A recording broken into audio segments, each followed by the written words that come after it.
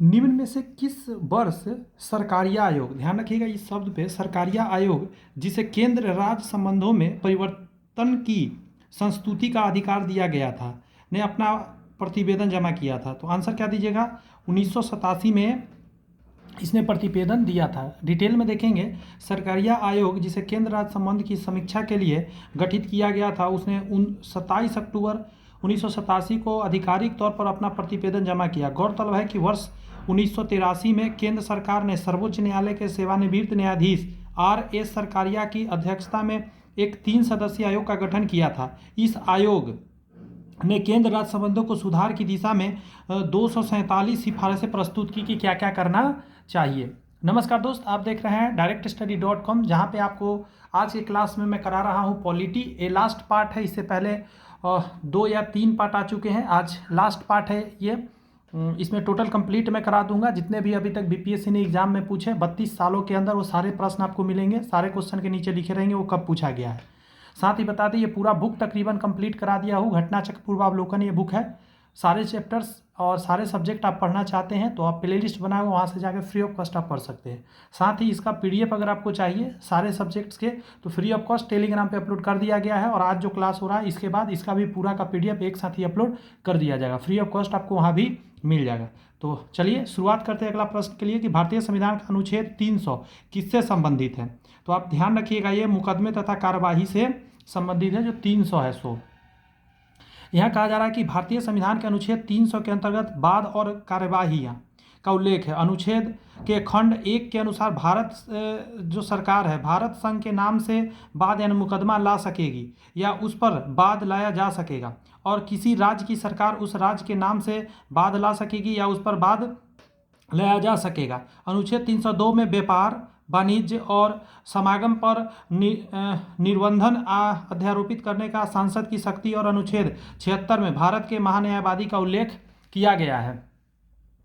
आगे है कि अंतर्राष्ट्रीय संधियों को लागू करने हेतु संसद द्वारा भारत के किसी एक हिस्से या संपूर्ण भारत के लिए कानून का निर्माण किया जा सकता है। तो आंसर क्या दिया? राज्य की सहमति के बिना, राज्य के सहमति के बिना। गौर से सुनिएगा, इंपॉर्टेंट क्वेश्चन में जाएगा कि अंतर्राष्ट्रीय संधियों को लागू करने हेतु संसद द्वारा भारत के किसी एक हिस्से या संपूर्ण भारत के लिए कानून का निर्माण किया जा सकता है, तो राज्य की सहमति के बिना ही किया जा सकता है। कह रहा है संविधान के अनुच्छेद 353 के अंतर्राष्ट्रीय संधि को लागू करने हेतु सांसद को भारत के किसी एक हिस्से या संपूर्ण भारत के लिए कोई विधि बनाने की शक्ति प्राप्त है।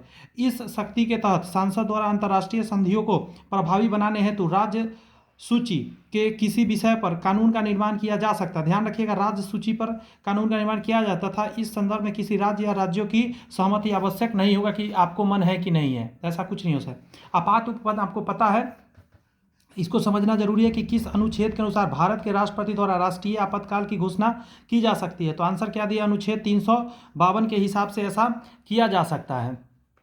समझिए, अनुच्छेद 352, यदि राष्ट्रपति को इस बात का समाधान हो जाए कि गंभीर आपात स्थिति विद्यमान है या होने की निकट है, जिसमें युद्ध हो, बाह्य आक्रमण या सशस्त्र विद्रोह के कारण भारत या उसके किसी भाग में संकट पैदा हो सकता है, तो राष्ट्रपति राष्ट्रीय आपात की उद्घोषणा कर सकता है। ज्ञातव्य हो कि मूल संविधान के अनुच्छेद 352 के आंतरिक अशांति के स्थान पर 44वें संविधान संशोधन अधिनियम 1978 में सशस्त्र विद्रोह प्रतिस्थापित किया गया।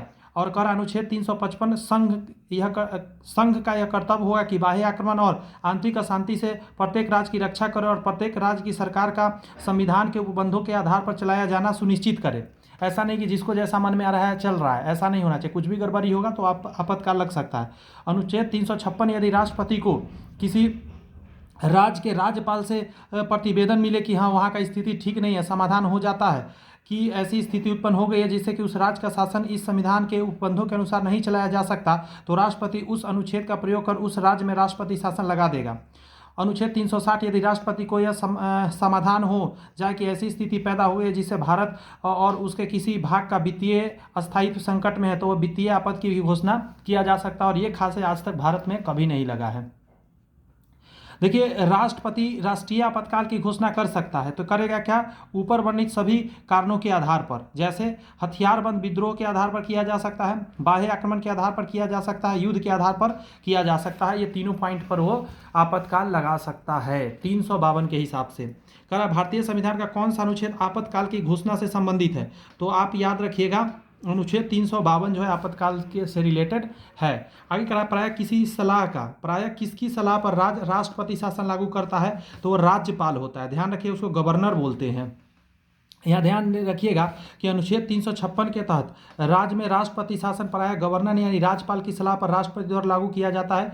इस अनुच्छेद के अनुसार यदि राष्ट्रपति को किसी राज्य के राज्यपाल से प्रतिवेदन मिल जाए या अन्यथा यह समाधान हो जाता है कि ऐसी स्थिति उत्पन्न हो गई है जिसमें वह राज्य शासन इस संविधान के उपबंधों के अनुसार नहीं चलाया जा सकता, तो राष्ट्रपति घोषणा करता है कि राज्य की सरकार के सभी या कोई कृत्य या शक्तियां अपने हाथ में ले सकता है और राष्ट्रपति शासन लागू कर सकता है।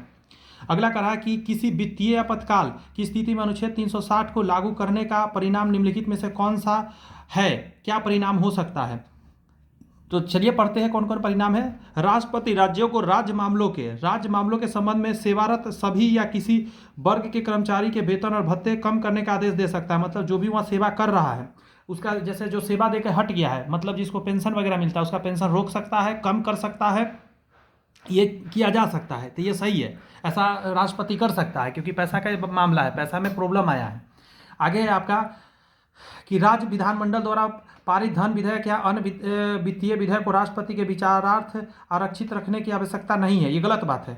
कोई भी राज्य या किसी भी जगह पे कोई भी धन की बात अब होगी तो यही गड़बड़ है, समझिए, गड़बड़ है, ये सही है। तो बिना राष्ट्रपति की इजाज़त से नहीं बढ़ेगा क्योंकि वित्तीय आपातकाल है देश में। अगला कर है राष्ट्रपति उच्चतम न्यायालय और उच्च न्यायालयों के जजों के साथ संघ मामलों के संबंध में सेवारत सभी या किसी वर्ग के कर्मचारियों के वेतन और भत्ते कम करने का आदेश दे सकता है। एकदम सही बात है, किया जा सकता है। अगला है राज्य विधानमंडल द्वारा पारित होने के बाद धन विधेयक या अन्य वित्तीय विधेयक राष्ट्रपति के विचारार्थ आरक्षित रखे जाएंगे। एकदम सही बात है, बिना राष्ट्रपति की इजाज़त से कुछ भी नहीं हो सकता है।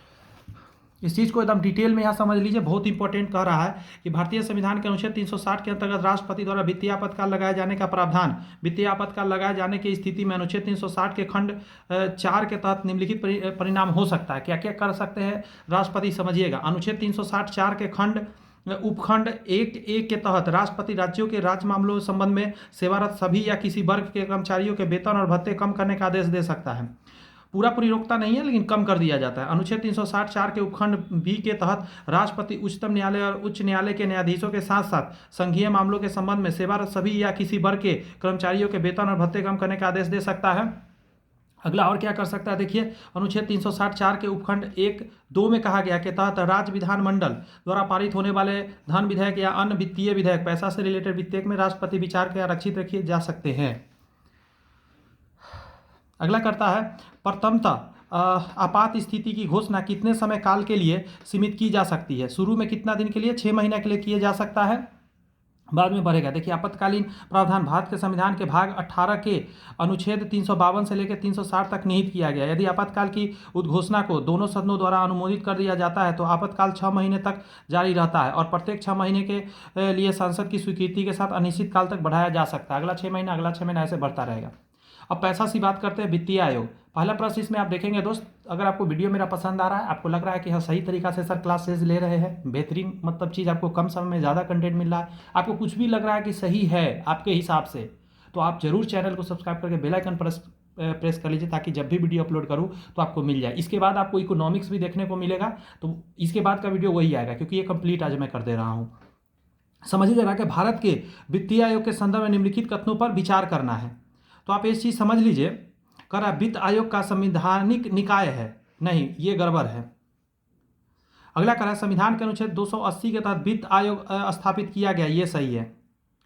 अगला कह रहा है कि वित्तीय आयोग द्वारा की गई सिफारिशें प्रकृति में केवल सलाहकारी है। जी हाँ, वित्तीय आयोग का एक तरह का सलाह दिया जाता है। पहला वित्त आयोग 1950 में स्थापित किया गया था, तो ये गलत है। इसका आंसर सी होगा। 2 और 3 इसमें करेक्ट था, 2 और 3 करेक्ट था। पूरा डिटेल में अभी हम बताएंगे, आप आराम से देखिएगा, पूरी डिटेल आपको समझ में आ जाएगी बातें। देखिए कहा क्या जा रहा है कि भारतीय संविधान का अनुच्छेद 280 प्रत्येक 5 वर्ष के अंतराल पर राष्ट्रपति द्वारा एक वित्त आयोग के गठन का प्रावधान करता है। यह एक संवैधानिक संस्थान है, यह एक संवैधानिक संस्थान है। यहाँ पे जो लिखा हुआ था संविधिक निकाय है, संविधिक नहीं संवैधानिक है, दोनों में अंतर होता है। कह रहा है इसके अध्यक्ष एवं सदस्यों की नियुक्ति राष्ट्रपति द्वारा की जाती है। इसका मुख्य कार्य संघ और राज्यों के बीच करों के शुद्ध आगमनों मतलब नेट प्रोसीड्स के वितरण के बारे में और राज्यों के बीच ऐसे आयामों के आवंटन के तरीके से संबंध में राष्ट्रपति को सिफारिश प्रस्तुत करता है। वित्त आयोग द्वारा की गई सिफारिशें प्रकृति में सलाहकारी होता है, ये ध्यान रखिएगा।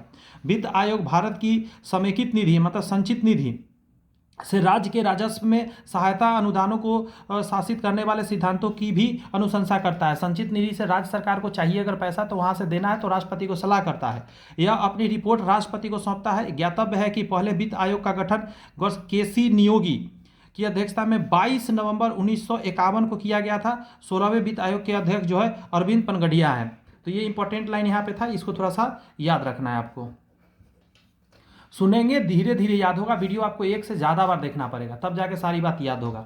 निम्न में से किस अनुच्छेद के अंतर्गत वित्त आयोग का गठन प्रावधान किया गया? अनुच्छेद है तो 280 के अंतर्गत वित्त आयोग किया जाता है। समझ लीजिए, कह रहा है केंद्र एवं राज्यों के मध्य कर राजस्व टैक्स रेवेन्यू के वितरण पर सिफारिश देने के लिए संविधान के अनुच्छेद 280 के तहत राष्ट्रपति द्वारा वित्त आयोग का गठन किया जाता है प्रत्येक 5 साल के लिए। आगे कह रहा है भारत में संघीय वित्त आयोग संबंध रखता है, तो आंसर क्या हो जाएगा? राज्यों एवं केंद्र के बीच वित्त से रिलेटेड ये रखता है। डिटेल समझना है तो समझिए कि राज्य में कह रहा है वित्त आयोग राज्य एवं केंद्र के बीच वित्त से संबंध रखता है। यह दोनों के माध्यम कर या अनुदानों के बारे में वित्त तथा विभाजन के सिद्धांतों के विषय पर सुझाव भी देते रहता है।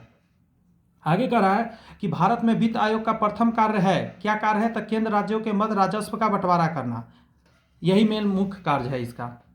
डिटेल यहाँ से पढ़ेंगे आप कि संविधान का अनुच्छेद 280 राष्ट्रपति द्वारा प्रत्येक 5 वर्ष के अंतराल पर या आवश्यकता से उसे पहले या एक वित्त आयोग के गठन प्रावधान कर सकता है। वित्त आयोग के मुख्य कार्य संघ एवं राज्यों के मध्य करों के शुद्ध आगमनों के वितरण के बारे में है तथा राज्य के माध्यम ऐसे आवागमन के तत्संबंधी भाग के आवंटन के तरीके के संबंध में राष्ट्रपति का सिफारिश प्रस्तुत करता है।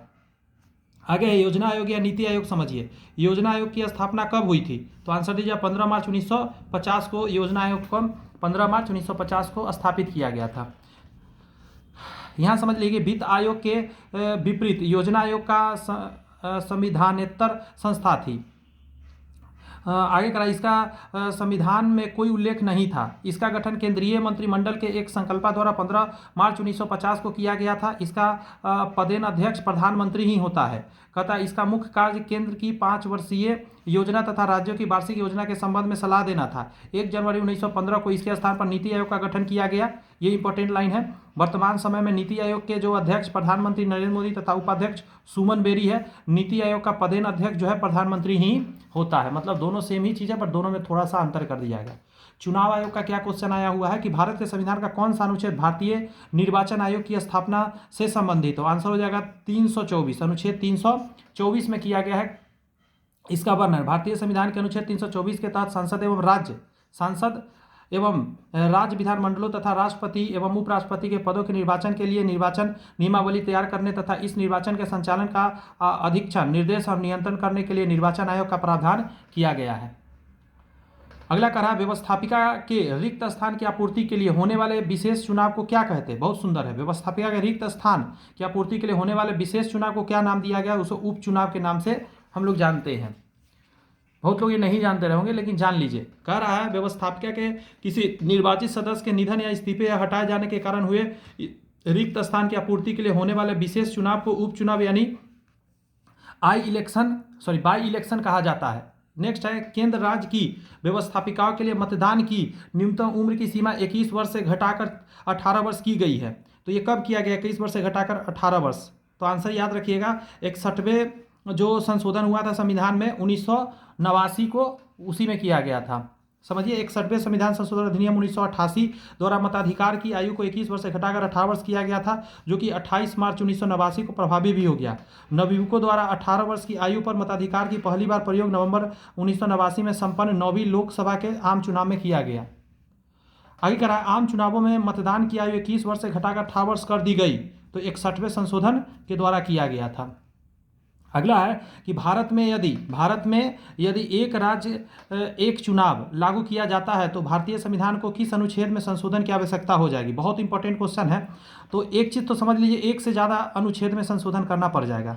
इसका आंसर ई देना पड़ेगा। डिटेल समझते हैं फिर समझ में आएगा विश्लेषण करने के बाद। देखिए, भारत में यदि एक राज्य मतलब एक राष्ट्र एक चुनाव, वन नेशन वन इलेक्शन की व्यवस्था लागू की जाती है तो ऐसी स्थिति में सभी राज्य विधानसभा के कार्यकाल को लोकसभा के कार्यकाल के समरूप करने की आवश्यकता होगी। ऐसी स्थिति में राज्य विधान सभा के कार्यकाल को तदनुसार बढ़ाना या घटाना होगा तथा लोकसभा के वर्तमान कार्यकाल को भी उसी अनुरूप समायोजित करना होगा, मतलब पूरे में चेंजिंग करना होगा। गौर से सुनिएगा, ये व्यवस्था लागू हो जाने के बाद आगे भी लोकसभा या राज्यसभा विधानसभा के समय पूर्व भंग या विघटित होने की स्थिति के संदर्भ में तदनुरूप प्रावधान करने होंगे। अतः ऐसी व्यवस्था के लिए भारतीय संविधान के अनुच्छेद, गौर से सुनिएगा, अनुच्छेद 83 संसद के सदनों की अवधि, अनुच्छेद 85 संसद के सत्र सत्रावसान और विघटन, अनुच्छेद 172 राज्य के विधानमंडलों की अवधि, अनुच्छेद 174 राज्य के विधानमंडल के सत्र सत्रावसान और विघटन, अनुच्छेद 356 राज्य के संविधान के तंत्र के विफल हो जाने की दिशा में उपबंध, राज्यों के राष्ट्रपति शासन संबंधी प्रावधान आदि संशोधन की आवश्यकता होगी। उल्लेखनीय है कि एक राष्ट्र एक चुनाव उच्च स्तरीय समिति का गठन पूर्व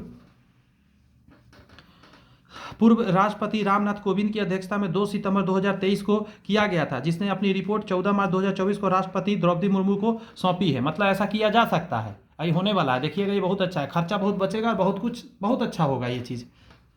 देखिए, भारत के विभिन्न राजनीतिक दलों को राष्ट्रीय या क्षेत्रीय दल का दर्जा देने का अधिकार किसको होता है। बहुत इंपॉर्टेंट है, चुनाव आयोग ही ये चीज़ देता है। तरीका यह है कि भारत में विभिन्न राजनीतिक दलों को राष्ट्रीय या क्षेत्रीय दल का दर्जा देने का अधिकार चुनाव आयोग को है। इसके लिए वह कुछ मापदंड घोषित किए हुए हैं, या आगे भी बदल सकता है, कर सकता है। भारत में मतदान के लिए प्रयोग की जाने वाली मशीन वीवीपैट का संस्करण क्या है, तो उसको बोलते हैं M3 है।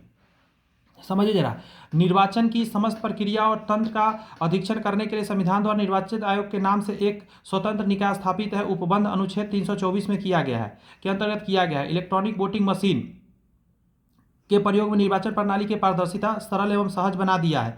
पारदर्शी व्यवस्था की आधिकारिक पुष्टि के लिए निर्वाचन आयोग द्वारा voter verified paper audit trail, इसको फुल फॉर्म समझिएगा, voter verified paper audit trail का प्रयोग हो रहा है। वर्तमान समय में मतदान के लिए प्रयोग की जाने वाली मशीन VVPAT, फिर से सुन लीजिए, voter verified paper audit trail का M3, एक सेकंड रुक जाइएगा जरा, M3 संस्करण निर्वाचन आयोग द्वारा प्रयोग किया जा रहा है।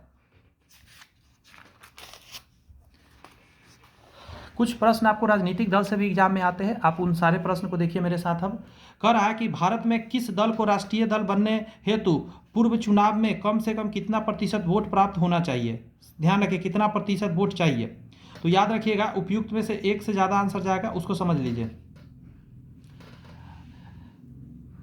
देखिए, निर्वाचन प्रतीक यानी आरक्षण और आवंटन आदेश 1968 यथा संशोधित के अनुसार किसी राजनीतिक दल को राष्ट्रीय दल के रूप में निर्वाचन आयोग द्वारा तभी स्वीकृति प्रदान की जाएगी जबकि वो निम्न 3 शर्त को कोई एक पूरा करेगा। ये 3 शर्त मैं अभी पढ़ूंगा, इसमें से कोई एक भी अगर वो पूरा कर लेता है तो उसको क्या होगा कि वो राष्ट्रीय दल कहला जाएगा। तो सबसे पहला पढ़ के सुनाता हूँ, समझिएगा। सबसे पहला गौर से देखिएगा, कह रहा है उस राजनीतिक दल द्वारा खड़े किए गए प्रत्याशियों को किन्हीं 4 या अधिक राज्यों में लोकसभा के पिछले आम चुनाव या उन राज्यों की विधानसभा के पिछले आम चुनावों में पड़े कुल वैध मतों का कम से कम 6% मत और साथ ही कम से कम 4 लोकसभा सीटें प्राप्त हो। कम से कम 4 लोकसभा सीट भी उसको प्राप्त होना चाहिए 6% मत के अलावा। पहला ये कंडीशन है। अगला कह रहा है, उस दल को लोकसभा के पिछले आम चुनाव में लोकसभा की कुल सदस्य संख्या के कम से कम 2% सीटें प्राप्त हो। देखिए, लोकसभा के कुल सदस्य की संख्या कम से कम 2% सीट प्राप्त हुआ हो, इसमें प्रत्येक आधे से अधिक भिन्न को एक गिना जाएगा तथा ये सदस्य कम से कम 3 राज्यों में चुने गए हो। अलग अलग राज्य भी होना चाहिए 3 राज्य में। अगला ये 2 फुलफिल करे, या उस दल को कम से कम 4 राज्यों में राज्य स्तरीय दल की मान्यता प्राप्त हो गया हो। बात समझ में आया। तो इस चीज़ को थोड़ा सा माइंड में रखिएगा। ये चीज़ दोबारा आप सुन सकते हैं पीछे करके थोड़ा वीडियो, क्योंकि बहुत इंपॉर्टेंट है। भारतीय संविधान की 10वीं अनुसूची का संबंध है, 10वीं अनुसूची जो है दल बदल से संबंधित है, समझे। देखिए भारतीय संविधान के 10वीं अनुसूची का संबंध दल बदल विरोधी कानून से है। इसे 52वें संविधान संशोधन 1985 द्वारा जोड़ा गया था, ये इंपॉर्टेंट है। आगे पॉइंट में कह रहा है आम आदमी पार्टी क्या है, तो इसका स्टार लगा हुआ है, इसके पीछे क्या आंसर है उसको समझ लीजिए। ये क्वेश्चन कब का है, ये क्वेश्चन 2019 का है, फिलहाल बदल गया होगा रूल, देखिएगा जरा। आम आदमी पार्टी अब एक राष्ट्रीय पार्टी है। दिसंबर 2022 में घोषित गुजरात विधानसभा चुनाव परिणामों के आधार पर आम आदमी पार्टी आपने 4 राज्यों में राज्य स्तरीय दल की अर्हता प्राप्त कर लेने के आधार पर राष्ट्रीय दल की मान्यता हेतु दावा किया था तथा इसे संदर्भ में निर्वाचन आयोग द्वारा अप्रैल 2023 में जारी सूचना के तहत इसे अब राष्ट्रीय पार्टी का दर्जा प्राप्त हो गया है। वर्तमान में विकल्प बी सही उत्तर है, मतलब राष्ट्रीय पार्टी है ये। आगे कह रहा है उस राजनीतिक दल का नाम बताइए जो मिली जुली केंद्रीय सरकार का हिस्सा नहीं है लेकिन जिसका सदस्य 13वीं लोकसभा का स्पीकर चुना गया। फिर से सुनिए, उस राजनीतिक दल का नाम बताइए जो मिली जुली केंद्रीय सरकार का हिस्सा नहीं है लेकिन जिसका सदस्य 13वीं लोकसभा स्पीकर चुना गया था। आंसर हो जाएगा तेलुगु देशम पार्टी, तेलुगु देशम पार्टी। ये बहुत पहले का क्वेश्चन है, समझे। 12वीं व 13वीं लोकसभा के स्पीकर JMC बालयोगी थे जो तेलुगु देशम पार्टी के सदस्य थे। यह दल राष्ट्रीय जनतांत्रिक गठबंधन NDA की साझा सरकार में शामिल नहीं हुआ था। आगे कह रहा है भारत के राजनीतिक दलों के संबंध में निम्नलिखित कथनों पर विचार करके बताइए, सही बताइए क्या क्या सही है। पहला कह रहा है कि जन प्रतिनिधित्व अधिनियम 1951 राजनीतिक दलों के पंजीकरण का प्रावधान करता है, ये सही है। राजनीतिक दलों का पंजीकरण निर्वाचन आयोग करता है, ये भी सही है, निर्वाचन आयोग ही करता है। आगे कह रहा है कि राष्ट्रीय स्तर पर राजनीतिक दल वह है जिसे 4 या अधिक राज्यों से मान्यता प्राप्त हो गया, ठीक है। 1999 के आम चुनाव में निर्वाचन आयोग द्वारा मान्यता प्राप्त 6 राष्ट्रीय और 48 राज्य स्तरीय दलें थी। ये 2001 का क्वेश्चन है, ततहिया के हिसाब से ये सही था, ठीक है। फिलहाल बहुत कुछ बदला है, समझ लीजिए जरा। जनप्रतिनिधि अधिनियम 1951 के राजनीतिक दलों के पंजीकरण और पंजीकरण के नियमों की व्यवस्था की गई है। राजनीतिक दलों का पंजीकरण निर्वाचन आयोग करती है। निर्वाचन प्रतीक, आरक्षण और आवंटन आदेश 1968 यथा संशोधित के अनुसार वह दल राष्ट्रीय दल होगा जो कम से कम 4 राज्यों में 6% मत प्राप्त कर सकता है। किसी राज्य या राज्य के लोकसभा में 4 सीटें जीता हो या वह लोकसभा में 3 विभिन्न राज्यों से 2% सीटें प्राप्त किया हो। आगे करा 1999 के 13वीं लोकसभा चुनाव में 6 राष्ट्रीय इतना दल के हिस्सा थे। तो वर्तमान में यहाँ से देखिए, वर्तमान में 6 राष्ट्रीय दल है। आम आदमी पार्टी एक पे अभी नया बना है, बहुजन समाज पार्टी है, भारतीय जनता पार्टी है, कम्युनिस्ट पार्टी ऑफ इंडिया है जिसको मार्क्सिस्ट बोलते हैं, इंडियन नेशनल कांग्रेस है और नेशनल पीपुल्स पार्टी है। ये 6 पार्टी है, नाम याद रखिएगा, पूछा जा सकता है।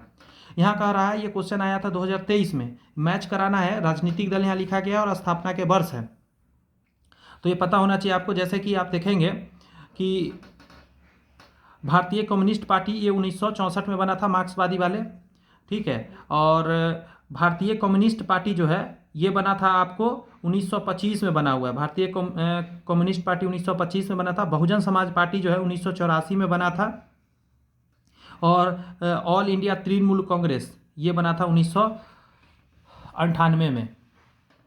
ये बात यहाँ भी दिया गया है कि भारतीय कम्युनिस्ट पार्टी मार्क्सवादी 1964, भारतीय communist party 1925, Bahujan Samaj party 1984 और ऑल इंडिया तृणमूल कांग्रेस जो है 1998। संविधान संशोधन से रिलेटेड जो प्रश्न है उसको देखते हैं जरा हम लोग। संवैधानिक प्रावधान के संशोधन का प्रावधान किसने दिया गया, मतलब किसमें दिया गया है, तो भाग 20 अनुच्छेद 368 में दिया गया। भाग 20 अनुच्छेद 368। यहाँ देख लीजिए इसी बात को कि संवैधानिक संशोधन प्रक्रिया को प्रभावित करने के लिए भारत के संविधान के भाग 20 के अनुच्छेद 368 के 3 प्रकार के संशोधन प्रदान किए गए हैं। भाग 20 है अनुच्छेद 368। देखिए, साधारण बहुमत द्वारा, संसद के विशेष बहुमत से और संसद के विशेष बहुमत के साथ साथ कम से कम आधे राज्यों के विधानमंडलों से अनुमोदन के साथ। आगे है कि एक नया राज्य बनाने में संवैधानिक संशोधन के लिए कैसा बहुमत चाहिए। एक नया राज्य अगर आपको बनाना है तो साधारण बहुमत से ही हो पाएगा। समझिए, इसका डिटेल यहाँ पे दिया गया है कि नए राज्य के निर्माण के लिए संशोधन हेतु अनुच्छेद 368 के तहत विशेष प्रक्रिया, संविधान संशोधन प्रक्रिया अपनाई नहीं जा सकती। ठीक है। संसद साधारण बहुमत से नए राज्य का निर्माण कर सकती है तथा संविधान के अनुच्छेद 4(2) के अनुसार इस प्रकार की विधि अनुच्छेद 368 के प्रयोजन के लिए संविधान का संशोधन नहीं समझी जाती है। नया राज्य बन जाएगा लेकिन संविधान में कोई संशोधन नहीं माना जाता है। करा है किसी संविधान संशोधन से दिल्ली को राष्ट्रीय राजधानी क्षेत्र नाम दिया गया, मतलब किस संविधान संशोधन द्वारा? तो याद रखिएगा 69वें संविधान संशोधन कानून के द्वारा दिया गया। 69वें कैसे, उसको समझिए। 69वें संविधान संशोधन अधिनियम 1951 द्वारा जोड़े गए नए अनुच्छेद 239 के अनुसार 239 ए भी के कह सकते के तहत दिल्ली संघ राज्य क्षेत्र को दिल्ली राष्ट्रीय राजधानी क्षेत्र एनसीटी नाम दिया गया तथा इसके प्रशासन को उप राज्यपाल कहा गया। साथ ही दिल्ली एनसीटी के लिए एक विधानसभा और उसके प्रति उत्तरदायी मंत्रिपरिषद के स्थापना के भी प्रावधान किया गया। थोड़ा इसका व्यवस्था अलग किया गया अलग से। भारतीय संविधान में संशोधन के लिए विधेयक लाया जा सकता है, मतलब कहाँ संशोधन के लिए विधेयक आएगा, तो आप दोनों में ला सकते हैं, लोकसभा या राज्यसभा कहीं भी संशोधन के विधेयक ला सकते हैं। यहाँ पे देखेंगे कह रहा है कि भारतीय संविधान में संशोधन के लिए विधेयक जो है संसद के किसी भी सदन, लोकसभा या राज्यसभा में लाया जा सकता है। संविधान संशोधन की शक्ति और उसके प्रक्रिया संबंधित अनुच्छेद जो है 368 ही हैं। भारतीय संविधान के लिए प्रथम संशोधन जो है एक्ट कब पारित किया गया, तो ये हुआ था आपका 1951 में ही पारित कर दिया गया था। कैसे, उसको समझाते हैं यहाँ पे डिटेल से। देखिए, भारतीय संविधान के लिए प्रथम संशोधन विधेयक 1951 में लाया गया। गौर से सुनिएगा। इस संशोधन के द्वारा अनुच्छेद 15(1), 19 फर्स्ट के 6, 19(2), 85, 87, 174, 176, 341, 342, 372 एवं 376 में संशोधन किया गया था तथा दो नए अनुच्छेद 31 के क और 31 के ख और 9वीं अनुसूची संविधान में जोड़ी गई थी। इतना चीज़ 1951 को ही चेंज किया गया था। निम्नलिखित में से किस संविधान संशोधन अधिनियम को लघु संविधान ही कहा जाता है? तो 42वां वाला था ना, 1976 वाला, इसी को कहा जाता है आपको लघु संविधान, क्योंकि बहुत ज़्यादा चेंजिंग हुआ था। समझ लीजिए। वर्ष 1976 में हुए 42वें संविधान संशोधन द्वारा संविधान के बहुत सारे मौलिक प्रावधानों को बदलने की कोशिश की गई, इसीलिए इसे लघु संविधान की संज्ञा दी गई। आगे करा 42वें संविधान संशोधन का जो मुख्य उद्देश्य था, उच्चतम न्यायालय द्वारा वर्ष 1973 में केशवानंद भारती मामले में दिए गए निर्णय से उत्पन्न कठिनाई को दूर करना था, जिसमें सांसद की संविधान संशोधन की शक्ति को इस मामले में निर्णीत या संविधान के आधारभूत ढांचे का संशोधन करने का रोक दिया गया था। आगे सुनिए। भारतीय संविधान में 42वें संशोधन के संबंध में निम्नलिखित कथनों पर विचार करके बताइए।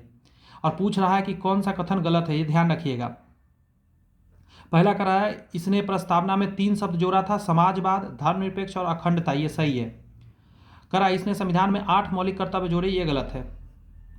इसने नए निदेशक सिद्धांत जोड़े, यानी कि अनुच्छेद 39A, अनुच्छेद 43A और अनुच्छेद 47, ये गलत है। करा इसके द्वारा राष्ट्रपति को चुनाव आयोग के परामर्श से राज्य विधानसभा मंडलों के सदस्यों को अयोग्य घोषित करने का अधिकार प्रदान है, एकदम सही बात है। इसका आंसर जो गड़बड़ है, 2 को गड़बड़ है, यानी इसका आंसर डी जाएगा आपका। 2 और 3 गड़बड़ है, 1 और 4 सही है।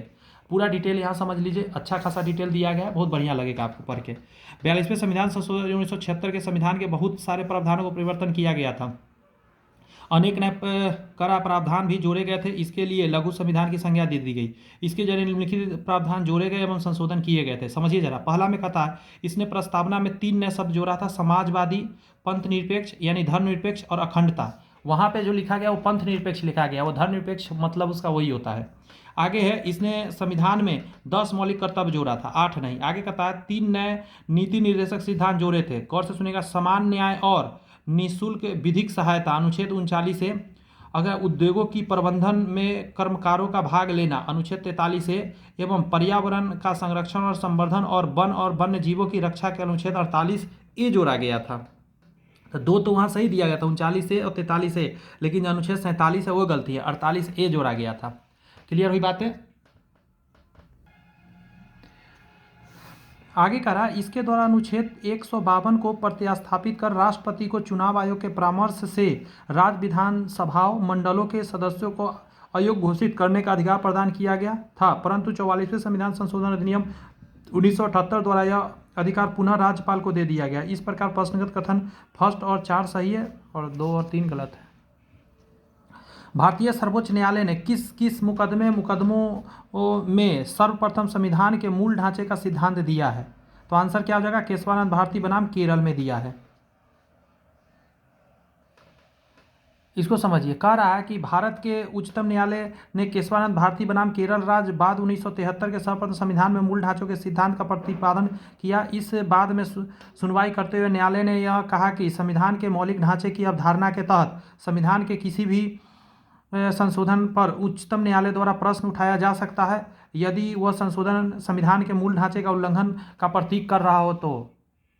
अगला है, निम्न में से भारत में किस संविधान संशोधन ने एक राज्य में मुख्यमंत्री सहित मंत्रिपद की अधिकतम संख्या निर्धारित की है? अच्छा क्वेश्चन है, ये हो जाएगा 91वें संविधान संशोधन के द्वारा किया गया है, 2003 वाला है। देखिए ना, 91वें संविधान संशोधन वर्ष 2000 मतलब अधिनियम 2003 द्वारा संविधान के अनुच्छेद 164 में जोड़े गए खंड 1 क के तहत यह उपबंध किया गया कि किसी राज्य के मंत्रिपरिषद में मुख्यमंत्री सहित मंत्रियों की कुल संख्या उस राज्य की विधानसभा के सदस्यों की कुल संख्या के 15% से अधिक नहीं होगी। ध्यान रखिएगा ये लाइन को। और परंतु किसी राज्य में मुख्यमंत्री सहित मंत्रियों की संख्या 12 से कम नहीं होगी, संख्या में 12 से कम नहीं होगा और 15% से ज़्यादा नहीं होगा। अगला है, मंत्रिपरिषद की संख्या को किसी संवैधानिक संशोधन द्वारा लोकसभा सदस्यों की संख्या को 15% तय किया गया।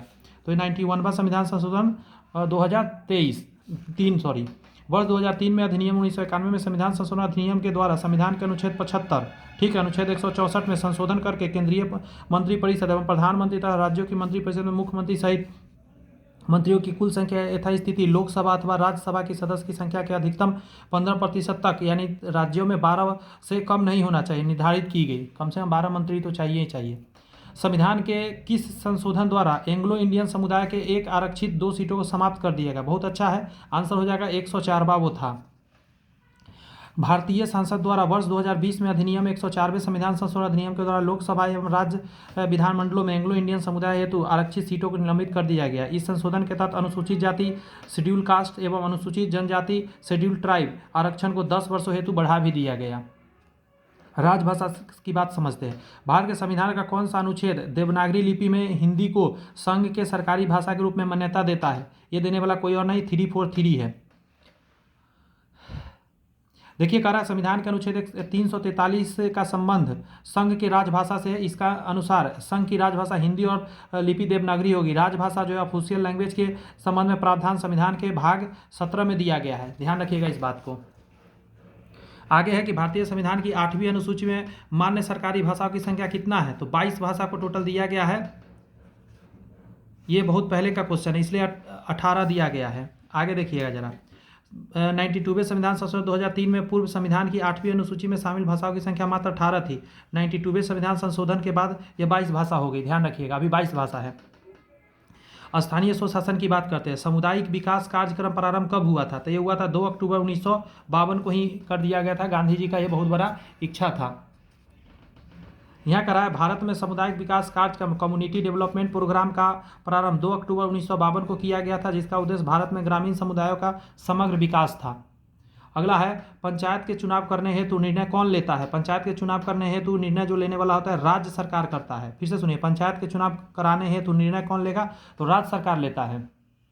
समझिए यहाँ पे पंचायतों यानी स्थानीय स्वशासन को संविधान की 7वीं अनुसूची में राज्य सूची की प्रविष्टि 5 का विषय माना गया है। इस प्रकार पंचायत राज्य सरकार का विषय है। पंचायत जो है राज्य सरकार का विषय। संविधान के अनुच्छेद 243 ग के अनुसार किसी राज्य का विधानमंडल विधि द्वारा पंचायतों की संरचना हेतु उपबंध कर सकेगा। साथ ही अनुच्छेद 243 ट यानी 4 के अनुसार किसी राज्य का विधानमंडल विधि द्वारा पंचायतों के निर्वाचनों से संबंधित सभी विषयों के संबंध में उपबंध कर सकेगा। तदनुसार राज्यों द्वारा अपने पंचायती राज अधिनियम बनाए गए और इसके तहत पंचायतों के चुनाव कराने का निर्णय राज्य सरकार द्वारा निर्वाचन आयोग के परामर्श से लेगा। ध्यान रखिएगा, परामर्श कौन देगा? निर्वाचन आयोग करवाएगा निर्वाचन आयोग, निर्णय लेगा राज्य सरकार। करा पंचायती राज प्रणाली किस सूची में है? संघ सूची या राज्य सूची? तो आप इस चीज़ को जब देखेंगे तो ये राज्य सूची के अंतर्गत चला जाता है। पंचायती राज विषय है तो ये राज्य सूची का विषय है। अगला प्रश्न कह रहा है कि पंचायत के चुनाव कराने हेतु निर्णय किसके द्वारा लिया जाता है? तो ये निर्णय राज्य सरकार लेती है। करवाता भले ही राज्य निर्वाचन आयोग है लेकिन लेता राज्य सरकार है। कह रहा है पंचायती राज व्यवस्था में शासन व्यवस्था का निर्धारण की गई है। तो क्या किया गया था? ग्रामीण हो गया, क्षेत्रीय एवं जनपद स्तर पर स्थानीय स्वशासन की त्रिस्तरीय संरचना है। ग्राम, प्रखंड और जिला स्तर पर 3 संरचना बना दिया गया है। संविधान के अनुच्छेद 243 बी यानी कि ख कह सकते हैं के अनुसार पंचायती राज व्यवस्था के स्थानीय स्वशासन त्रिस्तरीय ग्राम स्तर पर ग्राम पंचायत, मध्यवर्ती स्तर यानी प्रखंड स्तर पर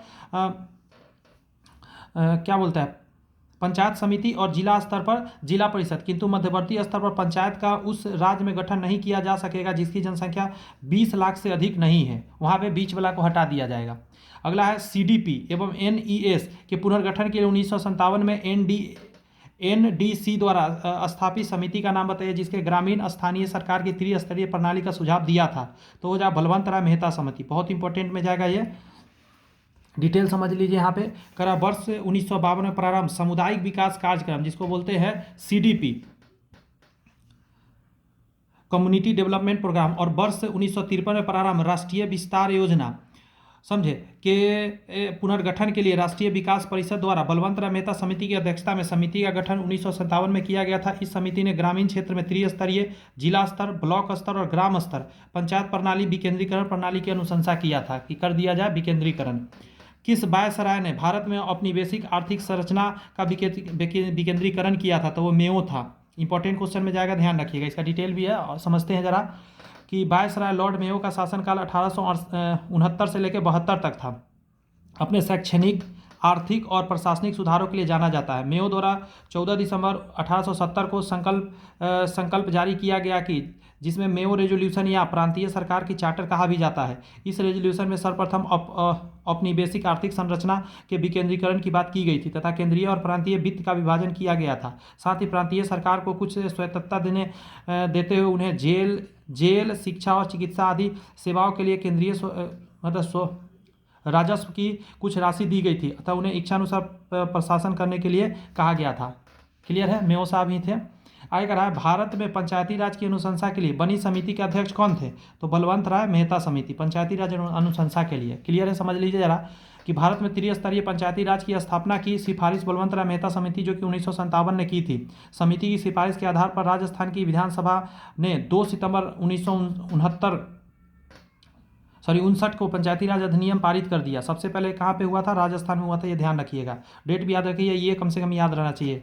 करा अधिनियम के प्रावधानों के अनुरूप पंडित जवाहरलाल नेहरू ने 2 अक्टूबर 1959 को राजस्थान के नागौर जिला, ये भी पूछा हुआ है, नागौर जिला में पंचायती राज का उद्घाटन किया। इसके अतिरिक्त पंचायतों में सुधार के लिए 1977 में अशोक मेहता समिति, 1950 में JB के राव समिति तथा 1986 में डॉक्टर LM सिंघवी समिति का भी गठन किया गया। ये सभी इसमें सुधार के लिए ही था।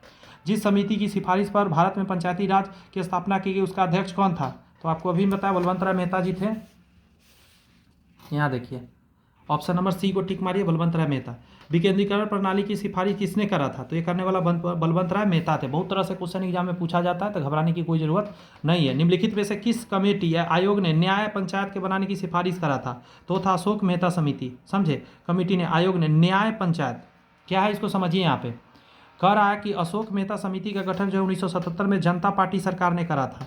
पंचायती राज व्यवस्था में सुधार हेतु किया था, जिसने अगस्त 1978 में अपनी रिपोर्ट पेश की। उन्होंने न्याय पंचायत को विकास पंचायत से अलग रखने तथा उसकी सभापति के एक योग्य न्यायाधीश की नियुक्ति करने की सिफारिश भी करा था। अशोक मेहता समिति ने निम्नलिखित की सिफारिश की थी। तो आंसर हो जाएगा पंचायती राज की द्विस्तरीय सरकार का। ये पंचायती राज में द्विस्तरीय सरकार का ये सिफारिश किया था, लागू नहीं हुआ। वर्ष 1977 में गठित अशोक मेहता समिति ने अगस्त 1978 में अपनी रिपोर्ट प्रस्तुत की, जिसमें पंचायती राज के लिए त्रिस्तरीय प्रतिमान के स्थान पर द्विस्तरीय प्रतिमान की प्रस्तुति करा था। इसमें जनपद स्तर पर जिला परिषद, जनपद स्तर पर जिला परिषद तथा 15,000 से 20,000 जनसंख्या गाँवों की समूह पर मंडल पंचायत का गठन का सुझाव दिया था, मात्र 2 ही। अगला है पंचायती राज का प्रधान लक्ष्य क्या होता है? तो इसका प्रधान लक्ष्य यहाँ देखिए ग्रामवासियों में शक्ति का विकेंद्रीकरण करना होता है। ये सही है। देखिए पंचायती राज का प्रधान लक्ष्य ग्रामवासियों में शक्ति एवं सत्ता का विकेंद्रीकरण है, जिससे अपनी आवश्यकताओं के अनुरूप नीतियां बना सके एवं लागू कर सके। अगला है सरकार की पंचायती राज प्रणाली की प्रमुख विशेषता क्या है? तो आंसर क्या दीजिएगा? इनमें से सभी है। जैसे इसमें सरकार की 3 श्रेणियां होती है। इसका लक्ष्य गांव को सामाजिक एवं आर्थिक न्याय प्रदान करना होता है। जिला परिषद में इसके सदस्य के रूप में कुछ सांसद होते हैं। यहाँ कहा पंचायती राज प्रणाली के तहत स्थानीय स्तर पर त्रिस्तरीय शासन की व्यवस्था की गई है। ग्राम स्तर पर, ब्लॉक स्तर पर, जिला स्तर पर। पंचायती राज का उद्देश्य स्थानीय ग्रामीण समुदाय को सामाजिक आर्थिक न्याय प्रदान करना है। संविधान के अनुच्छेद 243 ग के तहत राज्य विधानमंडलों द्वारा विधि के माध्यम से जिला स्तर की परिषदों में वहाँ के सांसदों के सदस्य होने का प्रावधान किया गया है। पंचायती राज की 3 स्तरीय प्रणाली में क्या आता है? तो ग्राम पंचायत, पंचायत समिति, ब्लॉक समिति, ये गड़बड़ है। ग्राम पंचायत, ब्लॉक समिति गड़बड़ है, ब्लॉक समिति हटाइए। ग्राम पंचायत, क्षेत्रीय पंचायत समिति और जिला परिषद, ये चलेगा। थोड़ा लैंग्वेज चेंज करके दिया है लेकिन यही चलेगा। ब्लॉक स्तर पर पंचायत समिति क्या है? तो आंसर हो जाएगा प्रशासनिक प्राधिकरण है। ब्लॉक स्तर पर पंचायत समिति एक प्रशासनिक प्राधिकार या प्रशासनिक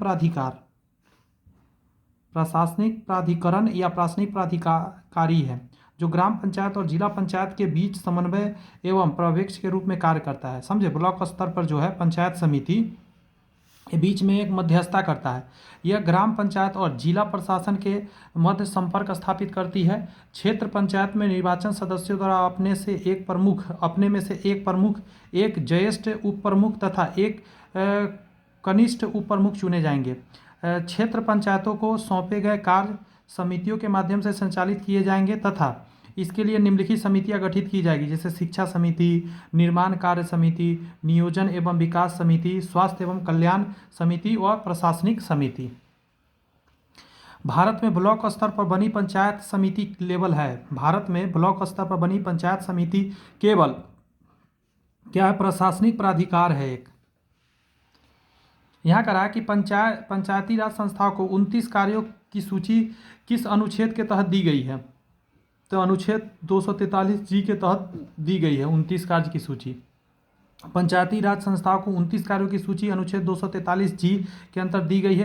अनुच्छेद 243G, अनुच्छेद 243(6) भी कहते हैं के अनुसार पंचायतों को आर्थिक विकास, सामाजिक न्याय के लिए योजनाएं तैयार करने तथा आर्थिक विकास, सामाजिक न्याय की ऐसी योजनाओं को जो उसे सौंपी जाए उसके अंतर्गत वे योजनाएं भी है जो 11वीं अनुसूची में सूचीबद्ध विषयों के संबंध में है, क्रियान्वित करने का उत्तरदायी सौंपा गया है। क्लियर है? आगे कह रहा है संविधान के भाग 9, गौर से सुनिए, संविधान के भाग 9 और 11वीं अनुसूची के 73वें संविधान संशोधन अधिनियम 1952 द्वारा जोड़ा गया है।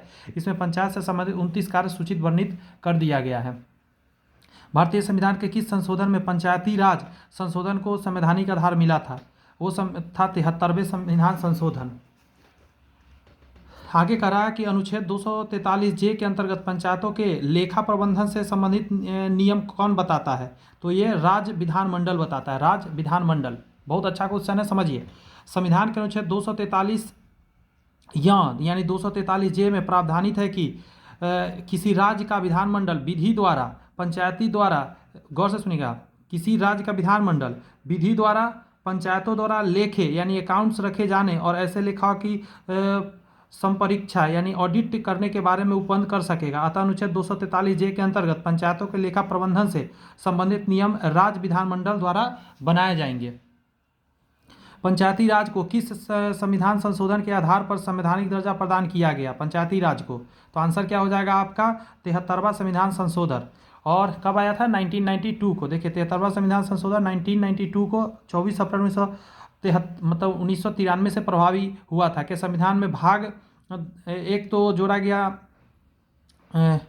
9, भाग 9 में, बात समझे, और 11वीं अनुसूची जोड़कर पंचायती राज संस्था को संवैधानिक मान्यता दी गई और 12वीं अनुसूची जो जोड़ा गया वो नगर निगम से। आगे मिल जाएगा क्वेश्चन। देखिए निम्नलिखित में से किसका निर्माण पंचायती राज व्यवस्था के तहत हुआ था? तो ग्राम पंचायत का हुआ था। यहाँ देखिएगा जरा, कर रहा है पंचायती राज लोकतांत्रिक विकेंद्रीकरण की व्यवस्था है। संविधान के भाग 9 के अंतर्गत अनुच्छेद 243 से 243 न के तहत पंचायत से संबंधित प्रावधानों का उल्लेख है। वर्ष 1957 में बलवंत राय मेहता समिति द्वारा प्रस्तुत रिपोर्ट में लोकतांत्रिक विकेंद्रीकरण की योजना प्रस्तुत की गई, जिसमें त्रिस्तरीय पंचायत पद्धति की सिफारिश की गई, जिसमें ग्राम स्तर पर ग्राम पंचायत, ब्लॉक स्तर पर पंचायत समिति और जिला स्तर पर जिला परिषद है। इस सिफारिश के स्वीकार कर 2 अक्टूबर 1959 को नागौर में राजस्थान में पंचायती राज व्यवस्था उद्घाटन पंडित जवाहरलाल नेहरू ने किया था। गौरतलब है कि 73वां संविधान संशोधन 1952 में पंचायती राज संस्था को, यहाँ शब्द दीजिएगा, संवैधानिक दर्जा प्राप्त हुआ था। ये 73वां संविधान संशोधन के द्वारा, ये थोड़ा सा ख्याल रखिएगा। आगे कह रहा है भारतीय संविधान के निम्नलिखित अनुच्छेदों में से कौन सा अनुच्छेद राज्य की सरकारों को ग्रामीण पंचायतों का संगठित करने का निर्देश देता है। ग्रामीण पंचायतों को संगठित करने का निर्देश जो अनुच्छेद 40 देता है। ये यहाँ देखिए कह रहा है कि संविधान का अनुच्छेद 40 राज्य की सरकारों को ग्राम पंचायतों को संगठित करने का निर्देश देता है, मतलब ऑर्डर नहीं, निर्देश देता है, करो ये चीज़। यह संविधान का भाग 4 राज्य के नीति निर्देशक तत्व का एक भाग है। अनुच्छेद 40 कह रहा है निम्नलिखित में से कौन सा अनुच्छेद पंचायती राज गठन के लिए राज्य सरकार को निर्देश देता है, तो अनुच्छेद 40 हो जाएगा। अगला है आपका भारत में निम्नलिखित में से किसके अंतर्गत पंचायती राज प्रणाली की व्यवस्था की गई। बहुत अच्छा, किसके अंतर्गत पंचायती राज की व्यवस्था प्रणाली की गई, तो आंसर हो जाएगा राज्य के नीति निर्देशक सिद्धांत अनुच्छेद 40 के तहत किया गया है। 73वें संविधान संशोधन जो है 1992 में जो आया था अधिनियम के तहत पंचायती राज संस्थाओं के चुनाव लड़ने के लिए न्यूनतम कितनी आयु होना चाहिए, तो न्यूनतम आयु 21 साल होनी चाहिए। वोट देने के लिए 18 है, ध्यान रखिएगा।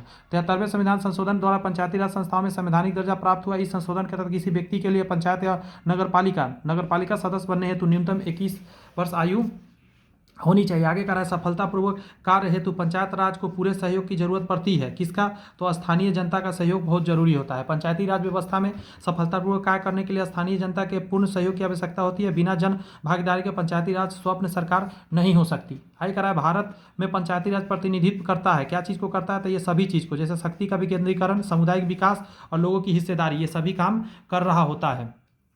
आगे है आपका क्या कि पंचायती राज को डैश के अंतर्गत स्वशासन की इकाइयों के रूप में संगठित किया गया, तो भारतीय संविधान के 73वें संशोधन के द्वारा किया गया, जो कि 1992 में आया था। इसका डिटेल अगर देखेंगे तो कह रहा पंचायती राज की स्थापना की प्रेरणा संविधान के अनुच्छेद 40 ने दिया, जो कि नीति निर्देशक तत्व से आया है। आगे चलकर 73वें संविधान संशोधन 1992 के माध्यम से इसे स्वशासन की एक इकाई के रूप में गठित करने की व्यवस्था किया गया और इसे संवैधानिक दर्जा दे दिया गया। निम्नलिखित में से कौन सा विकेंद्रीकरण का मतलब बेस्टीय नहीं है, तो देखिए स्वायत्तता तो है, लोक सहभागिता है, स्थानीय समुदाय के आत्मविश्वास को नहीं जगाना, ये गड़बड़ है। स्थानीय समुदाय का विकास जगाता है, स्थानीय समुदाय को सशक्त बनाना, ये सही है।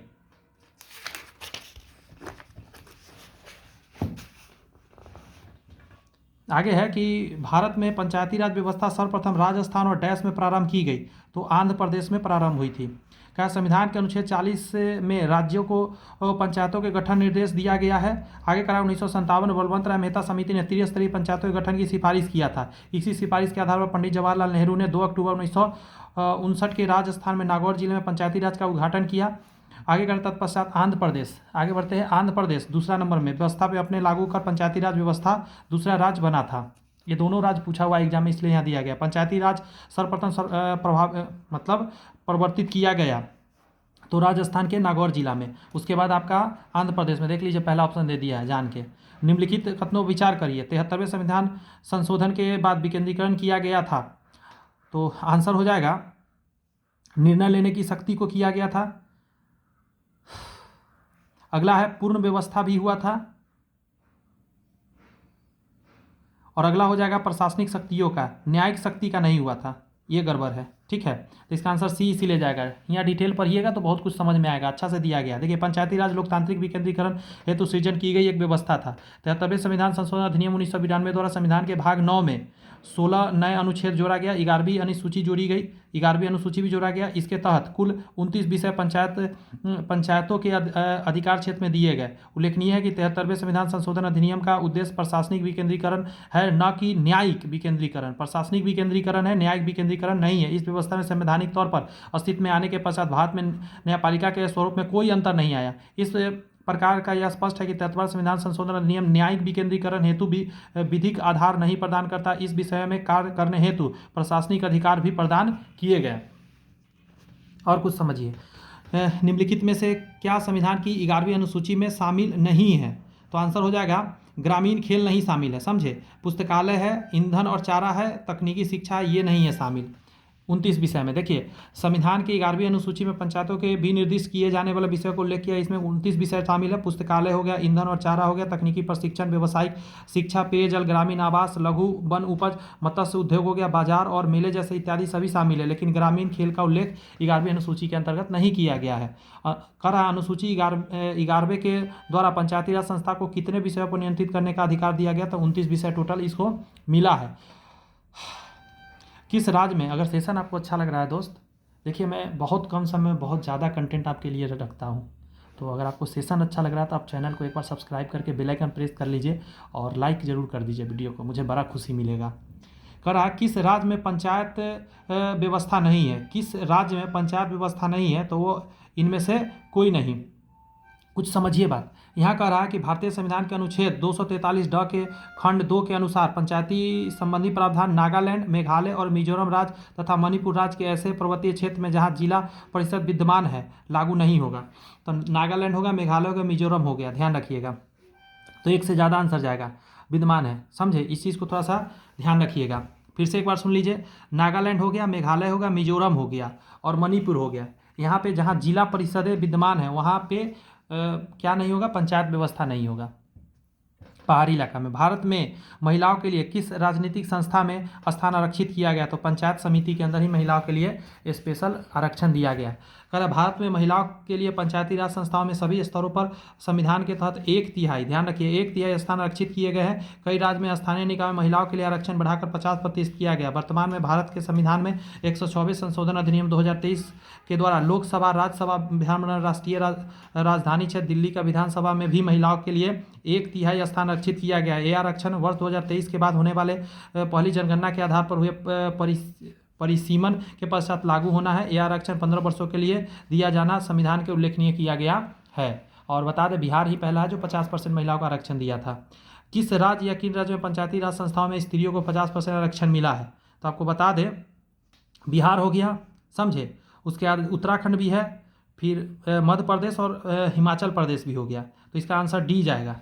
यहाँ समझ लीजिए जरा डिटेल में कि बिहार, उत्तराखंड, हिमाचल प्रदेश, मध्य प्रदेश राज्यों में पंचायती राज संस्थाओं में महिलाओं को 50% आरक्षण के वैध किया गया है। इसके अतिरिक्त असम हो गया, गुजरात, हरियाणा, आंध्र प्रदेश, केरल, छत्तीसगढ़, झारखंड, महाराष्ट्र, उड़ीसा, राजस्थान, कर्नाटक, पंजाब, सिक्किम, तमिलनाडु, तेलंगाना, पश्चिम बंगाल, त्रिपुरा में महिलाओं के लिए 50% स्थान पंचायती में आरक्षित किए गए हैं।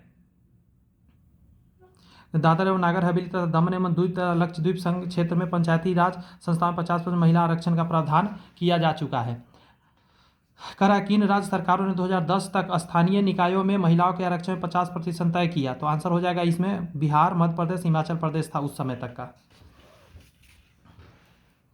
अगला है 73वें संविधान संशोधन कानून में वैधानिक शुरुआत किस संविधान संशोधन बिल से की गई थी, तो ये हो जाएगा 64वां संविधान संशोधन बिल के द्वारा किया गया था। डिटेल समझना है तो यहाँ से समझिए। देखिए पंचायती राज संस्थाओं को संवैधानिक दर्जा प्रदान करने के लिए 73वें संविधान संशोधन अधिनियम की वैधता शुरुआत मूलतः 64वें संविधान संशोधन विधेयक बिल द्वारा किया गया था। इस बिल के तत्कालीन प्रधानमंत्री राजीव गांधी ने मई 1989 में लोकसभा में प्रस्तुत किया था। हालांकि यह विधेयक राज्यसभा में पारित न होने के कारण मतलब स्थगित हो गया था। तत्पश्चात 72वां संविधान संशोधन विधेयक 1991 में संसद के दोनों सदनों द्वारा पारित होकर 73वें संविधान संशोधन अधिनियम 1992 के रूप में अधिनियमित हो गया था। कह रहा है कि संवैधानिक संशोधन के द्वारा पंचायती राज संस्थाओं का संवैधानिक स्तर प्राप्त हुआ, तो वो था 73वां संविधान संशोधन 1992 को। अगला है कि संविधान का 73वां संशोधन संबंधित है, तो ये पंचायती राज प्रणाली से। अगला प्रश्न है कि एक पंचायत समिति किस स्तर पर एक पंचायती राज संरचना का संचालन करती है, तो ब्लॉक स्तर पर करती है। इसमें आपस में से एक प्रमुख भी चुना जाता है। देखिए 73वें संविधान संशोधन अधिनियम 1992 के संविधान के आलोक में बिहार पंचायती राज अधिनियम 2006 को अधिनियमित किया गया है। इसके अधीन ग्राम स्तर पर ग्राम पंचायत, प्रखंड स्तर पर पंचायत समिति और जिला स्तर पर जिला परिषद गठित होता है। भारत इसमें से कौन सा विषय पंचायती राज संस्थाओं की शक्तियों के अंतर्गत नहीं आता है, तो देखिए भूमि सुधार का क्रियान्वयन तो आता है, न्यायिक पुनरीक्षण मतलब जुडिशियल रिव्यू ये नहीं आता है, निर्धनता निवारण कार्यक्रम का क्रियान्वयन भी आता है, समझे। इसका आंसर आपका बी हो जाएगा। ये जो न्यायिक पुनरीक्षण है सर्वोच्च न्यायालय की शक्ति है। करा पंचायत की वित्तीय स्थिति की समीक्षा के लिए राज्य सरकार प्रत्येक 5 वर्ष क्या गठित करती है, तो इसको बोलते हैं हम लोग दोस्त वित्त आयोग, लेकिन राज्य वित्त आयोग, ध्यान रखिएगा। यहाँ देखिएगा, करा पंचायतों की वित्तीय स्थिति की समीक्षा के लिए राज्य सरकार प्रत्येक 5 वर्ष पर वित्त आयोग की गठन करता है। संविधान का अनुच्छेद 243 झ के तहत राज्य को वित्त आयोग का गठन का अधिकार प्राप्त है। इसके तहत वित्त आयोग का गठन राज्यपाल करता है, ध्यान रखिएगा, राज्यपाल करता है, न कि मुख्यमंत्री। निम्नलिखित में से कौन सा कार्य स्थानीय स्वशासन के अधिकार क्षेत्र में नहीं आता है, देखिए सार्वजनिक स्वास्थ्य आता है, स्वच्छता आता है, जनोपयोगी सेवा आता है, लेकिन सार्वजनिक अनुशासन का रख रखाव ये इसके अंतर्गत नहीं आता है। क्या है इसको समझिए। कह रहा है लोक व्यवस्था का अनुरक्षण स्थानीय स्वशासन से संबंधित नहीं है। लोक व्यवस्था का अनुरक्षण राज्य सरकार से संबंधित है, जबकि जन स्वास्थ्य हो गया, स्वच्छता का प्रबंधन, सड़कें और पुल, आर्थिक एवं सामाजिक विकास योजना, अग्निशामक आदि स्थानीय स्वशासन से संबंधित है। अनुच्छेद 243(6) पंचायतों की शक्तियां प्राधिकारों और उत्तरदायित्व से तथा अनुच्छेद 243(ब) नगर पालिका आदि के शक्तियों प्राधिकारों और अनुच्छेद मतलब उत्तरदायित्व से संबंधित है। थोड़ा देर अभी लगेगा, सेशन में थोड़ा समय दोस्त है। क्वेश्चन अभी निम्नलिखित में से किसे समुदाय विकास के पहले कार्यक्रम के रूप में स्थापित किया गया था? तो सहयोग आंदोलन। नहीं समझ में आया? यहाँ समझिए। देखिए भारत में सामुदायिक विकास के लिए सर्वप्रथम सहकारिता आंदोलन जो है, कोऑपरेटिव मूवमेंट 19वीं सदी के उत्तरार्ध में प्रारंभ किया गया था। इसके लिए कोऑपरेटिव सोसाइटी एक्ट 1904 पारित किया गया। इस कार्यक्रम का मुख्य उद्देश्य सामुदायिक विकास कार्यक्रम का सहयोग करना था। प्रश्न में सहयोग आंदोलन शब्द का प्रयोग हिंदी वर्जन में किया गया है, जो गलत शब्द है। इसके लिए अंग्रेजी आयोग में कोऑपरेशन मूवमेंट शब्द का प्रयोग किया गया। मतलब यहाँ पे होना चाहिए था सहकारिता आंदोलन। ये जो है ना, ये ना होके सहकारिता आंदोलन होना चाहिए था। यहाँ पे मैंने लिख दिया है, आपको पीडीएफ जब मिलेगा उसमें आपको करेक्ट करके मिलेगा। क्लियर है? आगे कह रहा है आपका मैच कराना है, तो आइए ना मैच कराते हैं। देखिए पहले कह रहा है CH हनुमंता राव, वर्ष की बात करिएगा। यहाँ पे कह रहा है मिलाना है पंचायती राज समितियाँ और वर्ष, तो आंसर क्या दीजिए इसका? 1984 हो जाएगा। और उसके बाद कह रहा है आपका कि GB राव की बात करिएगा तो ये हो जाएगा 1985 ही हो जाएगा। एक मिनट गलती कर दिया मैं, 1984 1985 सही है, सही है। आगे कह रहा है आपका कि अशोक मेहता की बात करिएगा तो ये 1978 का था अशोक मेहता। और LM सिंघवी समिति की बात करिएगा तो ये चला जाएगा 1986। और बलवंत राय मेहता समिति 1957। ये एकदम परफेक्ट है, सबका याद रखिएगा, डेट पूछा भी जाता है। उसी चीज़ को यहाँ दिया गया है। और भी कुछ है, जैसे पंचायती राज संबंधी प्रमुख समितियाँ बलवंत राय मेहता समिति जो है 1957 है, संथानम समिति 1963 एवं 64 है, अशोक मेहता समिति 1977 से 78 है, GB राव समिति 1985 है, LV सिंघवी समिति 1986 है, और CH हनुमंत राव समिति जो 1984 है, और PK थुंगन समिति ये 1988 है। आगे कह रहा है आपका कुछ वर्गों के लिए विशेष जो उपबंध है समझिए। 14 अगस्त 2007 को संसद द्वारा भारतीय संविधान में संशोधन के उपरांत अब अनुसूचित जाति के सूची में जनजातियों की संख्या कितनी रह गई है? तो आंसर हो जाएगा 1206।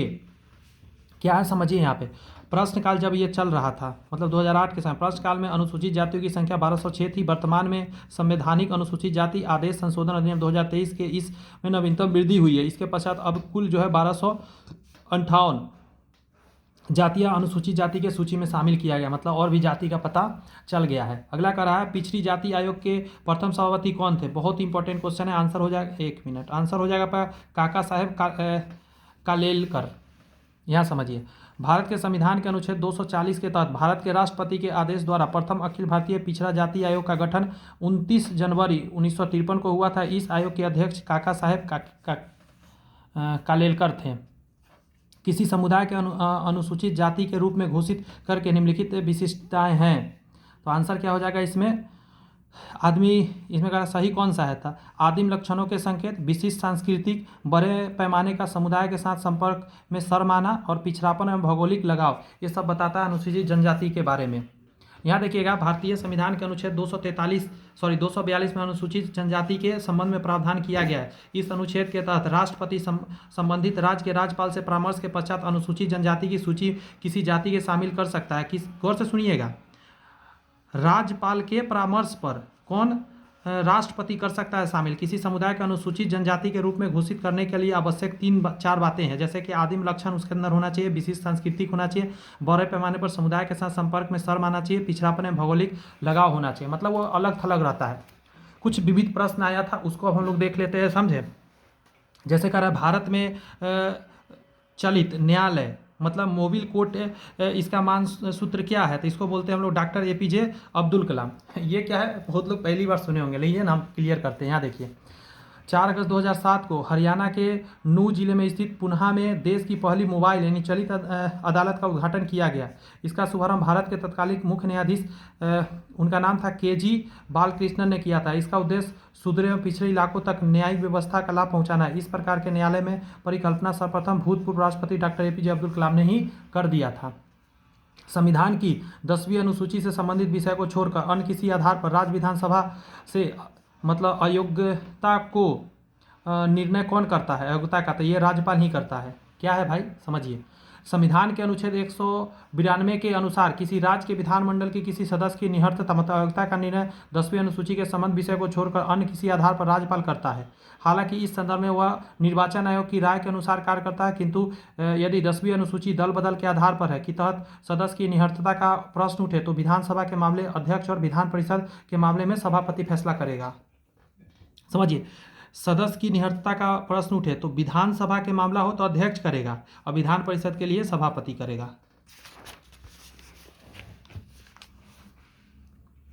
यहाँ कहा संविधान सभा द्वारा भारतीय राष्ट्रीय ध्वज किस तिथि को अपनाया गया? बहुत इंपॉर्टेंट क्वेश्चन में जाएगा। तो 22 जुलाई 1947 को ही अपनाया गया था। संविधान सभा ने अपने चौथे अधिवेशन में 22 जुलाई 1947 को भारतीय राष्ट्रीय ध्वज को अपनाया। राष्ट्रीय ध्वज के मध्य स्थित 24 तिल्लियाय चक्र में ब्लू रंग का होता है। राष्ट्रीय ध्वज की लंबाई और चौड़ाई का अनुपात 3:2 में रखा गया है। निम्नलिखित विशेषताओं में केंद्रीय शासन व्यवस्था के लिए कौन सा सही नहीं है? तो आंसर हो जाएगा बड़े देशों के लिए आदर्श।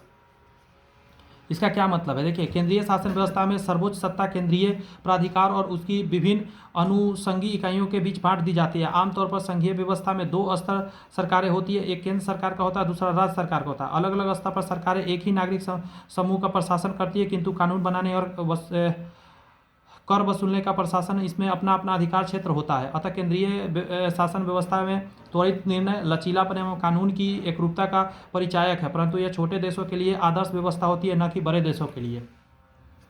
निम्न में से कौन संयुक्त राष्ट्र की सुरक्षा परिषद का अस्थायी सदस्य नहीं है? तो जर्मनी नहीं है, ध्यान रखिए। ग्रेट ब्रिटेन है, फ्रांस है, चीन है, इसका रसिया है, यूएसए है। समझे? आगे कह रहा है कि संयुक्त राष्ट्र सुरक्षा परिषद में कुल 15 सदस्य होते हैं। समझे? जिसमें से 5 अस्थायी होते हैं। संयुक्त राष्ट्र अमेरिका हो गया अस्थायी, यूनाइटेड किंगडम हो गया, इंग्लैंड जिसको बोलते हैं, रूस हो गया, फ्रांस हो गया, चीन हो गया। शेष 10 अस्थायी होते हैं जो 2 वर्ष के कार्यकाल के इसमें बनते हैं, चुने जाते हैं। अगला कह रहा है संयुक्त राष्ट्र शांति अभियान के संदर्भ में निम्नलिखित कथनों पर विचार करिए। तो पूछ भी रहा है कौन सा कथन सही है। तो देखिए, संयुक्त राष्ट्र संघ शांति रक्षा बल का प्रयोग केवल अपनी आत्मरक्षा के लिए कर सकता है, गलत बात है ये। शांति स्थापना अभियान केवल संयुक्त राष्ट्र सुरक्षा परिषद के एक प्रस्ताव द्वारा वापस लिया जा सकता है, ये सही है। यहाँ क्या कह रहा है? संयुक्त राज्य अमेरिका संयुक्त राष्ट्र शांति अभियान में सबसे बड़ा बजट योगदान करता है, ये भी सही है। इसका आंसर हो जाएगा आपका क्या? केवल 2 और 3 करेक्ट है। पूरा डिटेल अब यहाँ से पढ़ेंगे हम लोग। देखिए, संयुक्त राष्ट्र शांति रक्षक UN पीक कीपर्स बल का प्रयोग आत्मरक्षा के साथ साथ उन्हें प्रदत्त अधिदेश की सुरक्षाएं डिफेंस ऑफ द मैंडेट के लिए भी कर सकता है। आगे कह रहा है कि संयुक्त राष्ट्र का शांति स्थापना अभियान संयुक्त राष्ट्र सुरक्षा परिषद द्वारा अपनाए गए तत्संबंधी प्रस्ताव के द्वारा ही प्रारंभ किया जा सकता है। इस प्रस्ताव के तहत दिए गए अधिदेश के आधार पर ही संयुक्त राष्ट्र के शांति स्थापना अभियान की तैनाती होती है। साथ ही सुरक्षा परिषद के प्रस्ताव को द्वारा शांति स्थापना अभियान की अवधि बढ़ाई जा सकती है। ठीक है, आगे कह रहा है कि उसे वापस लिया जा सकता है। इसके अतिरिक्त संयुक्त राष्ट्र अमेरिका संयुक्त राष्ट्र शांति अभियान में सबसे बड़ा बजट योगदान करता है। संयुक्त राज्य अमेरिका ने वर्ष 2020-21 में संयुक्त राष्ट्र शांति अभियान में सर्वाधिक लगभग 28% का योगदान अकेले ही किया है। अगला है सैयद अकबरुद्दीन से पहले संयुक्त राष्ट्र में भारत का अस्थायी प्रतिनिधि कौन था? तो आंसर हो जाएगा अशोक कुमार मुखर्जी थे। देखिए, अशोक कुमार मुखर्जी अप्रैल 2013 से दिसंबर 2015 तक अवधि के दौरान संयुक्त राष्ट्र में भारत के अस्थायी प्रतिनिधि थे। उन्हें पश्चात सैयद अकबरुद्दीन जनवरी 2016 से लेकर 2020 तक इस पद पर रहे हैं। वर्तमान में संयुक्त राष्ट्र में भारत के अस्थायी प्रतिनिधि पार्थानेनी हरीश सितंबर 2024 से, इसके पूर्व रुचिरा कंबोज अगस्त 2022 से अक्टूबर 2024 तक संयुक्त राष्ट्र में भारत के अस्थायी प्रतिनिधि रही हैं। अगला है संयुक्त राष्ट्र महासभा ने बहुभाषावाद पर एक भारत परियोजना प्रस्ताव अपनाया है, जिसे पहली बार किस भाषा का उल्लेख किया गया है? तो आंसर हो जाएगा इसमें एक से ज़्यादा। देखिए कैसे, यहाँ कह रहा है कि जून 2022 में संयुक्त राष्ट्र महासभा द्वारा बहुभाषावाद पर भारत प्रयोजन प्रस्ताव को अंगीकृत किया गया, जिसमें पहली बार प्रश्नगत भाषा में हिंदी हो गया, उर्दू हो गया, बंगाली भाषा का उल्लेख किया गया है। अगला है आपका कि अंतर्राष्ट्रीय न्यायालय का मुख्यालय कहाँ है? तो आंसर द हेग में है। कैसे, इसको समझ लीजिए। कर अंतर्राष्ट्रीय न्यायालय नीदरलैंड हॉलैंड के हेग में स्थापित है। इसका स्थापना संयुक्त राष्ट्र चार्टर के तहत 1945 में किया गया था। इसने अप्रैल 1946 में कार्य प्रारंभ किया। अंतर्राष्ट्रीय न्यायालय संयुक्त राष्ट्र संघ के 6 प्रधान अंगों की एकमात्र ऐसा है जो न्यूयॉर्क के बाहर स्थित है, और सब न्यूयॉर्क में ही है। निम्न में से वह कौन सा विषय है जिसके संवैधानिक संशोधन हेतु आधे से अधिक राज्यों की व्यवस्थापिका द्वारा अनुमोदन किया जाना अनिवार्य है, तभी यह संशोधन संभव होगा? तो ये हो जाएगा आपका डी नंबर में 1, 2 और 3 को करेक्ट माना जाएगा। समझे, राष्ट्रपति का चुनाव वाला बात हो गया, उसके बाद सांसद के राज्यों का प्रतिनिधित्व हो गया, और साथ में 7वीं अनुसूची की किसी विषय मतलब सूची हो गया। राज्य विधान परिषद की समाप्ति ये छोड़कर समझने का कोशिश करिए जरा। मैं जो समझाने का प्रयत्न कर रहा हूँ, कह रहा है कि भारतीय संविधान नव एवं परिवर्तनशील है। इसमें आवश्यकता अनुसार संविधान के अनुच्छेद 368 में दी गई प्रक्रिया के अनुसार संशोधन किया जा सकता है। भारतीय संविधान में 3 प्रकार के संशोधन किया जा सकता है, समझिएगा बहुत गौर से। संविधान साधारण बहुमत द्वारा भी संविधान में संशोधन होता है। देखिए, संविधान के कुछ प्रावधान जिन्हें सांसद साधारण बहुमत संशोधित कर सकता है, इस प्रकार के संशोधन को अनुच्छेद 368 के प्रयोजन के तहत संविधान का संशोधन नहीं माना जाता है, ध्यान रखिएगा। यथा राज्यों के नाम हो गया, सीमा के परिवर्तन हो गया, करने के अन्य राज्यों का निर्माण करना हो गया, राज्यों में विधान परिषद का सृजन करने और समाप्त करने का हो गया, राष्ट्रपति, राज्यपाल, उच्चतम न्यायालय एवं उच्च न्यायालय के न्यायाधीशों के वेतन में वृद्धि या कमी करने वाले संशोधन आदि साधारण बहुमत के द्वारा ही पास होते हैं, वेतन उतन से रिलेटेड। आगे है कि विशेष बहुमत द्वारा, जैसे अनुच्छेद 368(2) के प्रक्रिया के तहत सांसद अपने प्रत्येक सदन के विशेष बहुमत, कुल सदस्य संख्या के बहुमत और उपस्थिति के मत देने के सदस्यों की 2/3 बहुमत से विधेयक पारित कर संविधान के अधिकांश अनुच्छेद में संशोधन कर सकती है। तीसरा क्या है, इसको समझिए। विशेष बहुमत तथा राज्यों के अनुमोदन से अनुच्छेद 368(2) में ही के परंतु के अनुसार संविधान के कतिपय प्रावधान ऐसा है कि जिसमें संशोधन करने के लिए सांसद के विशेष बहुमत के साथ कम से कम आधे राज्यों के विधानमंडलों का अनुमोदन प्राप्त करना होगा। आवश्यक है कि यदि यथा राष्ट्रपति का निर्वाचन एवं उसकी प्रक्रिया, संघ एवं राज्यों के कार्यपालिका शक्ति का विस्तार, उच्चतम न्यायालय तथा उच्च न्यायालय के संबंधी प्रावधान, सांसद के राज्यों का प्रतिनिधित्व, संविधान संशोधन के सांसद की शक्ति और उसकी प्रक्रिया, संघ और राज्य के मध्य विधायिक शक्तियों का विभाजन तथा 7वीं अनुसूची में वर्णित सूचियों के प्रविष्टि, मामला और सेवा, जीएसटी हो गया, परिषद संबंधी प्रावधान, अनुच्छेद 279(a) के इत्यादि है। ये सभी के द्वारा ही मतलब ये सबसे ज़्यादा मतलब कठिनाई से ये सब में बदलाव आएगा। एमनेस्टी इंटरनेशनल एक संगठन है जो जुड़ा हुआ किस चीज़ से, तो ये जुड़ा हुआ मानव अधिकार के संरक्षण से जुड़ा हुआ है एमनेस्टी इंटरनेशनल। यहाँ समझिए, एमनेस्टी इंटरनेशनल एक विश्वव्यापी स्वयंसेवक संस्थान है जो कि मानव अधिकार के लिए कार्य करता है। इसकी स्थापना 1961 में लंदन के एक बैरिस्टर पीटर बेंसन ने की थी। वर्ष 1961 में पीटर बेंसन ने विश्व में हो रही अनैतिक गिरफ्तारी के विरोध में द फॉरगॉटन प्रिजनर्स नामक एक लेख लिखा।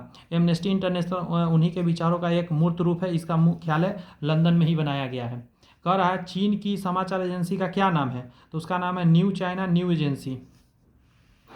समझ लीजिए इस चीज़ को कि न्यू चाइना न्यूज एजेंसी, जिसे सिन्हुआ न्यूज एजेंसी भी कहते हैं, चीन का समाचार एजेंसी है। किस देश की सरकारी रिपोर्ट को येलो बुक कहा जाता है? इंपॉर्टेंट क्वेश्चन में जाएगा। फ्रांस के सरकारी रिपोर्ट को येलो बुक कहते हैं।